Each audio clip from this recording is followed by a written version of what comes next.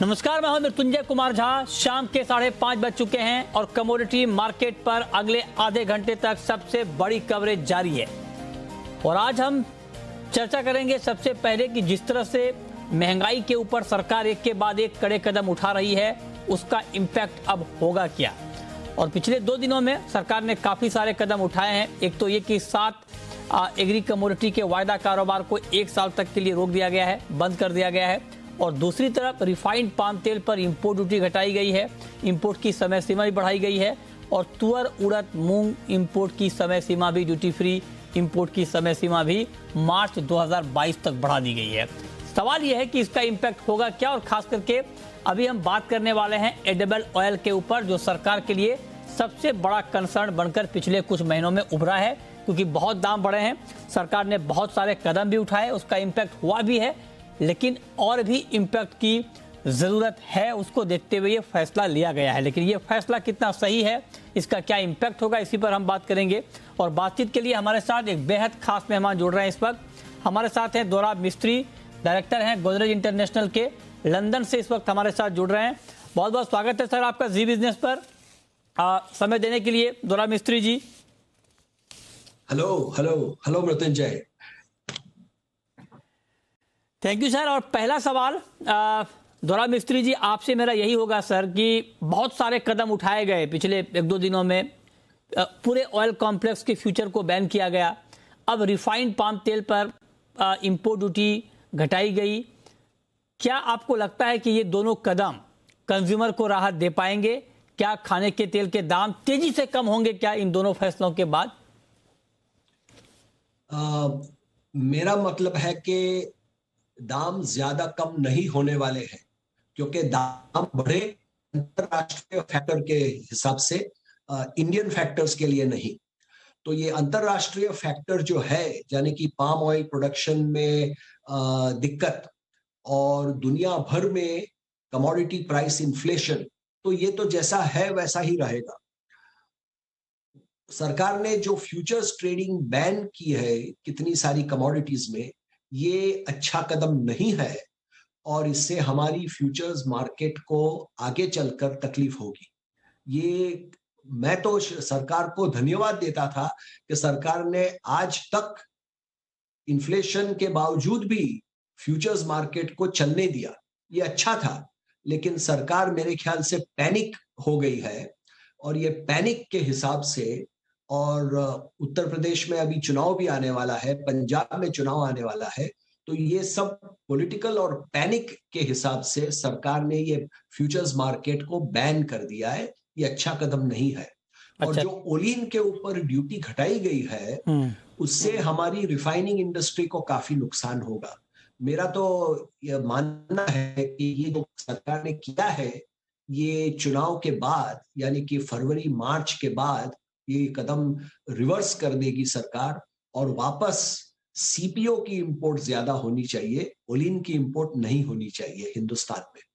अच्छा, तो ये आपका टेक है। लेकिन मेरा अब अगला सवाल दोराब मिस्त्री जी आपसे ये होगा सर, कि इंडस्ट्री के ही कुछ लोग जो ऑयल इंडस्ट्री से जुड़े हुए हैं, वो उनका भी ये मानना था कि जो सोयाबीन के दाम अभी हैं मार्केट में, या जो अभी 7,000 तक चले गए थे इस सीजन में, उनका मानना है कि ये फंडामेंटल के खिलाफ थे, और इस तरह से दाम ऊपर जाने में एक तरह से सट्टेबाजी की आशंका थी, और उसमें फ्यूचर मार्केट भी रोल प्ले कर रहा था।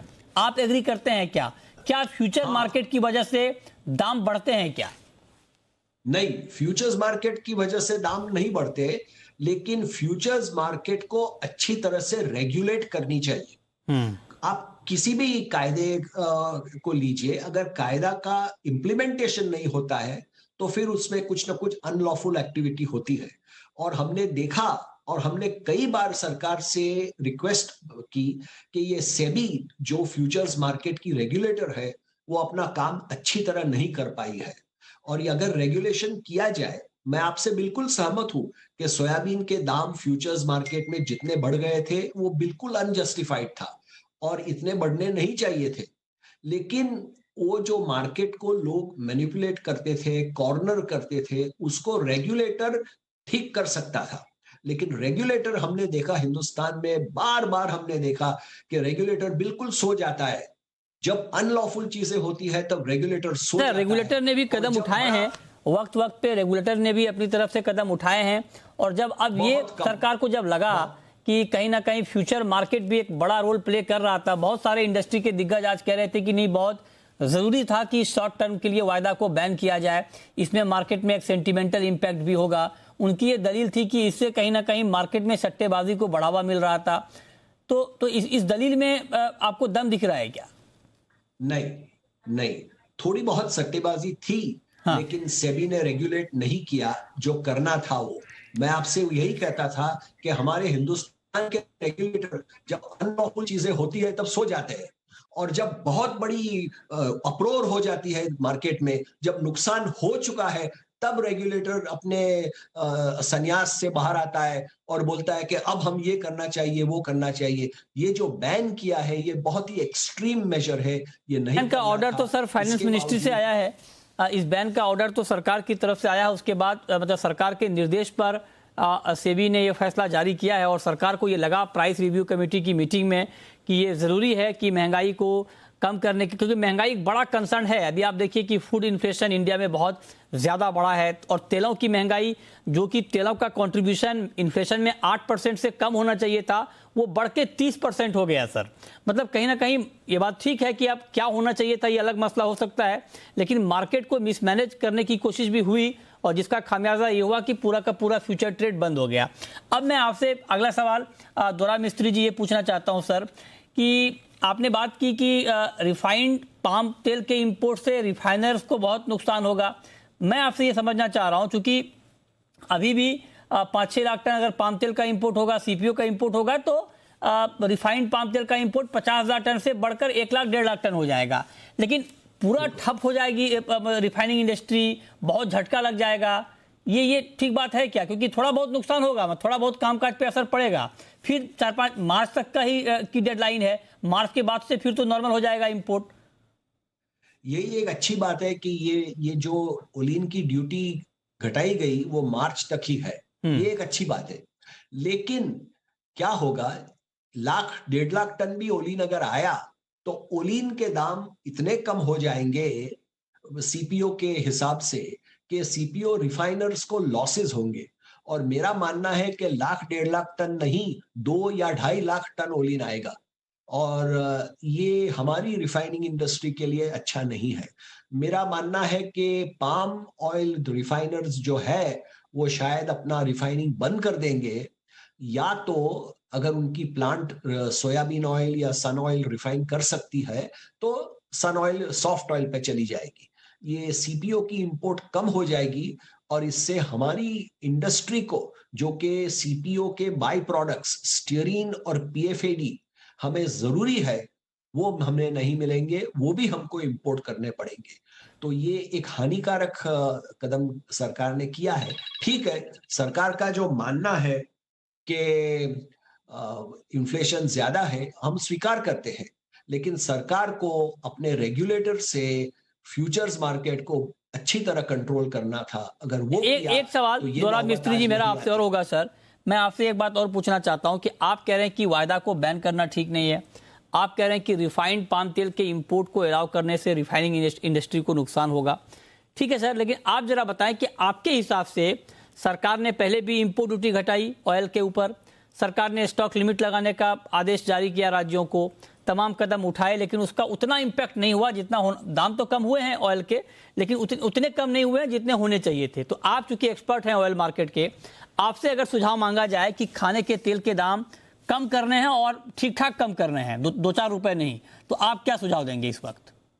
मृत्युंजय, आपको याद होगा आपके ही प्रोग्राम में आज से 6 महीने पहले मैंने सुझाव दिया था कि पब्लिक डिस्ट्रीब्यूशन सिस्टम यानी कि पीडीएस को वापस जारी करना चाहिए, और पीडीएस के हिसाब से आरबीडी ओलिन सरकार को इंपोर्ट करके बिलो द पॉवर्टी लाइन कंज्यूमरों को वाजबी दाम से डिस्ट्रीब्यूट करना चाहिए। हम लोग पुराने सालों में भी ये पीडीएस चालू था, ये सरकार को पीडीएस को जारी करना था, और पीडीएस करते तो आज ये नौबत नहीं आती।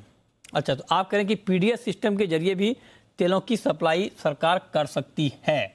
अब जरा आप बताएं सर, मैं आपसे एक बात और पूछना चाह रहा हूं फिर से, सोयाबीन की क्रॉप अच्छी बताई जा रही है, मस्टर्ड की सोइंग बहुत बेहतर हो रही है, दाम बहुत अच्छे थे, तो क्या ये दो बड़े ऑयल सीड के क्रॉप प्राइसेस पर इंपैक्ट नहीं डालेंगे अगले 2-3 महीने में?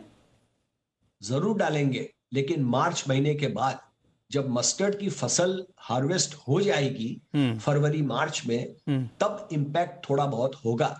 लेकिन जैसे मैंने पहले बताया, ये जो भाव बढ़ावा आया है, ये केवल हिंदुस्तान में नहीं आया, ये दुनिया भर में आया है। और इसके बहुत ज्यादा फैक्टर है, जैसे कि बायोडीजल, पाम में प्रोडक्शन की हानि, बहुत सारे अंतरराष्ट्रीय फैक्टर है। इसलिए हम सरकार से नाराज है क्योंकि भाव बढ़ गए और सरकार पैनिक में है। लेकिन सरकार को ये भी देखना चाहिए कि ये सरकार का फॉल्ट नहीं है इसमें, ये अंतरराष्ट्रीय फैक्टर के लिए भाव बढ़े हैं। और अंतरराष्ट्रीय फैक्टर हम एक दो छोटे मोटे कदम बढ़ाकर सॉल्व नहीं कर सकते।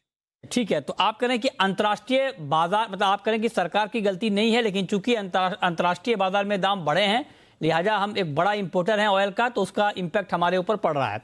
तो अब मैं आपसे पूछना चाहता हूं सर, चूंकि आप अंतर्राष्ट्रीय बाजार में भी डिमांड सप्लाई के हालात को बहुत क्लोजली ट्रैक करते हैं, आप जरा बताएं कि इस वक्त चूंकि हमारी डिपेंडेंसी ऑलमोस्ट 70% इंपोर्ट के ऊपर है, तो अभी इंटरनेशनल मार्केट का सिनारियो क्या है सर? वहां पर क्या अभी डिमांड के मुकाबले सप्लाई ठीक ठाक है, कम है? वहां पर दाम बढ़ने वाले हैं या घटने वाले हैं?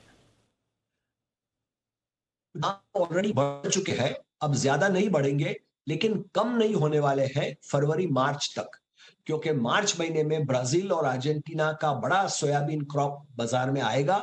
और तब तक पाम ऑयल की जो लीन सीजन है, जबकि प्रोडक्शन डाउन होता है, वो सीजन खत्म हो जाएगी। और खास करके रमजान के पीरियड के बाद, यानी अप्रैल मई के बाद, पाम प्रोडक्शन बड़े अच्छे पैमाने पर वापस आएगा। तो तब अंतरराष्ट्रीय फैक्टर में सप्लाई बढ़ेगी और भाव कम होंगे।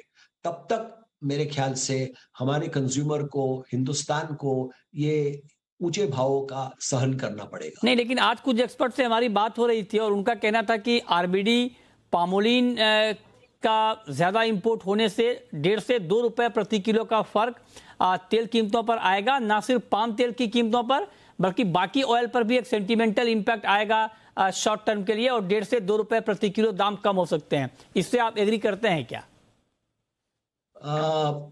1.5 से 2 रुपया किलो अगर कम हुआ तो वो तो कुछ नहीं है। हाँ, हाँ। बहुत छोटा है। मेरे ख्याल से अगर दाम कम हो, दाम मेरे ख्याल से यहाँ से, जैसे कि आप मस्टर्ड तेल में विजय डाटा जी ने अगले दिन बताया था, पिछले दिन बताया था कि भाव जो 175 है वो 125 हो जाएंगे। हाँ, राइट। जब फसल बाजार में आएगी तब।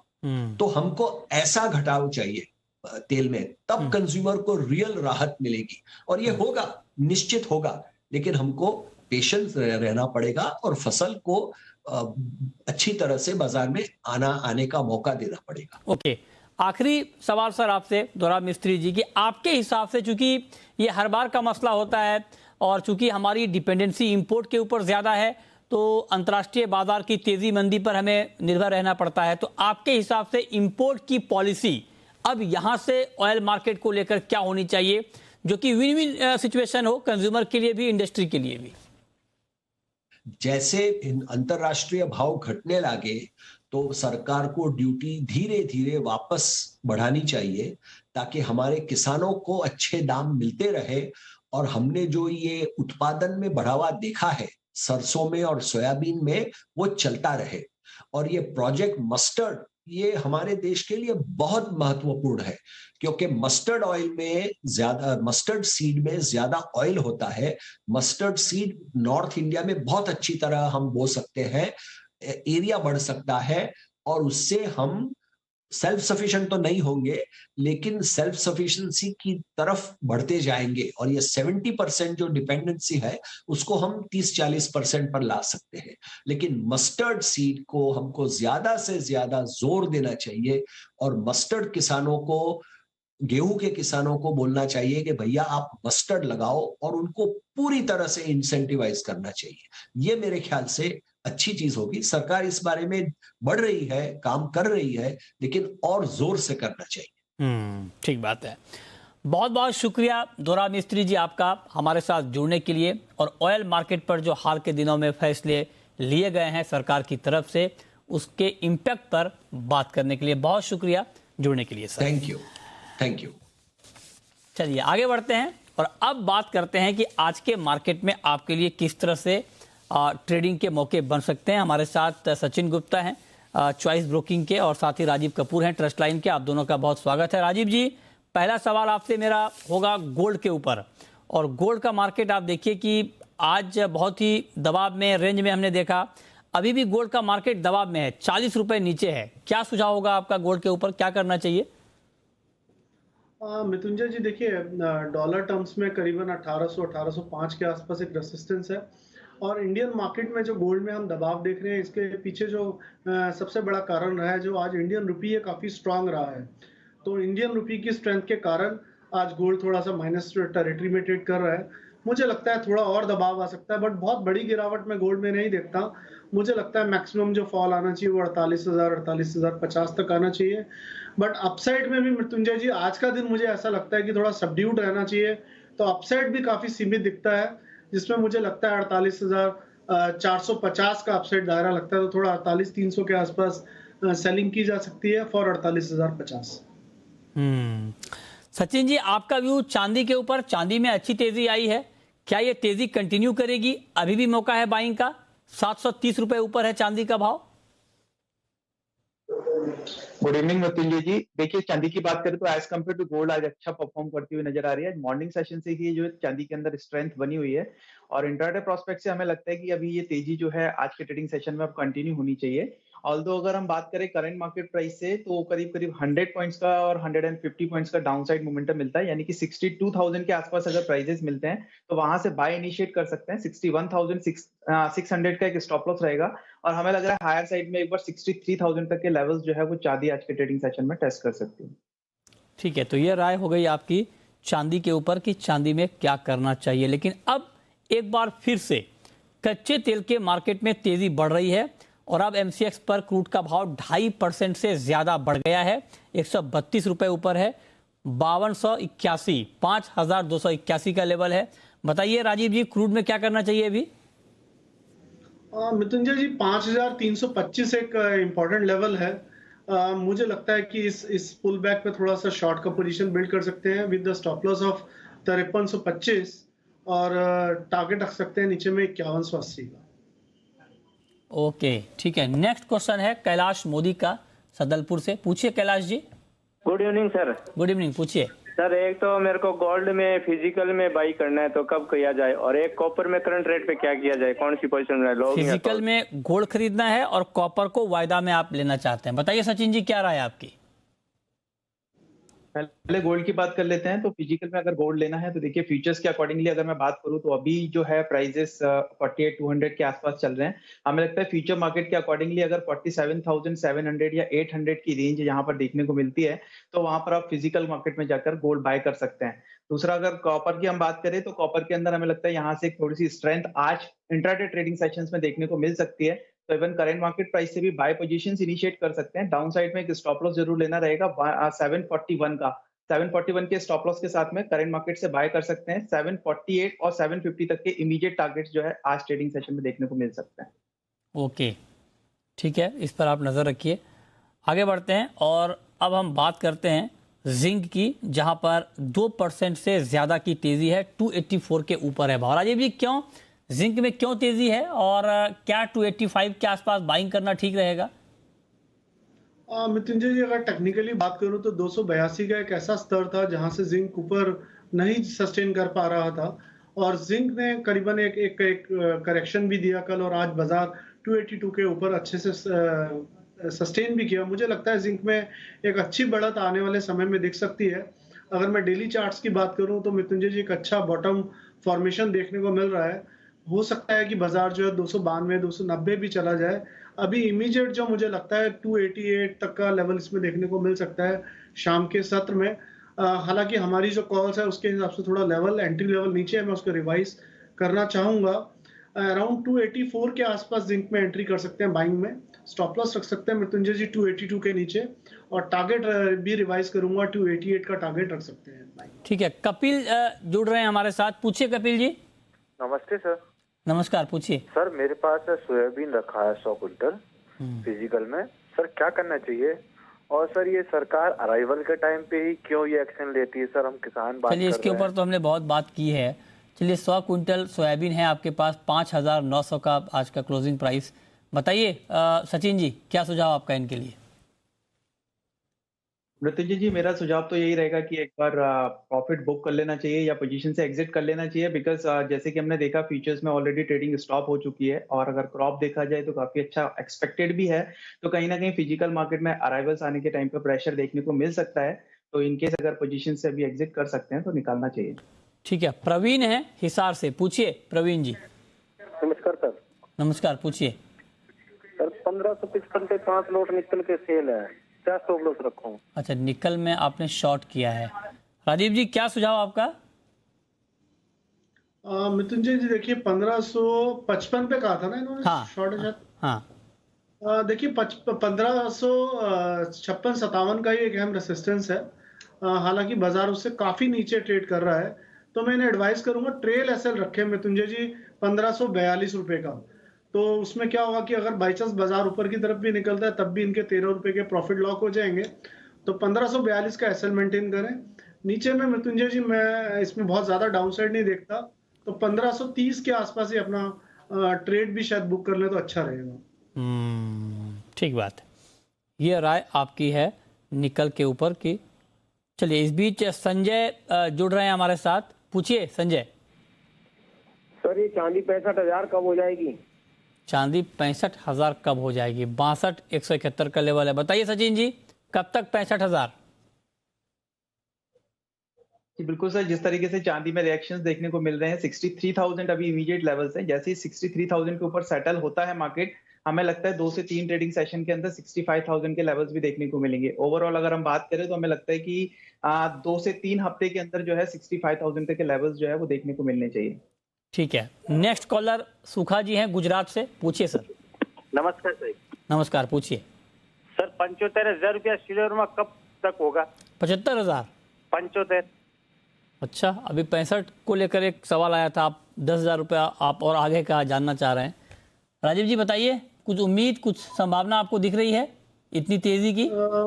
मृत्युंजय जी देखिए, जैसा सचिन जी ने भी बताया, 63,500 एक अहम लेवल है रेसिस्टेंस के तौर पर। अगर इसको क्रॉस करता है तो फिर उसके बाद जो नेक्स्ट जो इसका पड़ाव आता है वो 67,000 आता है। तो 67,000 के बाद ही हम बता पाएंगे 75,000 के लेवल के बारे में। अभी फिलहाल 63,500 और 63,500 के ऊपर सस्टेन किया तो 67,000। ठीक है, तो ये राय आपकी है चांदी के ऊपर, लेकिन अब वक्त है रैपिड फायर राउंड का।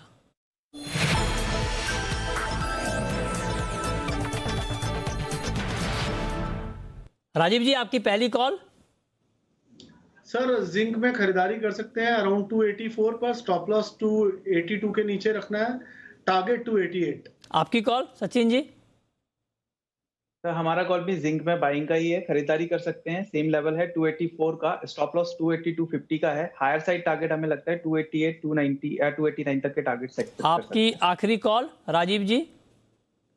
सर लेड में खरीदारी कर सकते हैं, थोड़ा करेक्शन आने पर 188.50 189 पर। स्टॉप लॉस रखना है मृत्युंजय जी 186 का, और टारगेट रखना है 192 का। ठीक है, बहुत शुक्रिया राजीव जी आपका, सचिन जी आपका जुड़ने के लिए, बताने के लिए कहां पर कमाई के मौके बनेंगे। छोटा सा ब्रेक, लेकिन ब्रेक के बाद भी खबरें लगातार जारी हैं। नमस्कार।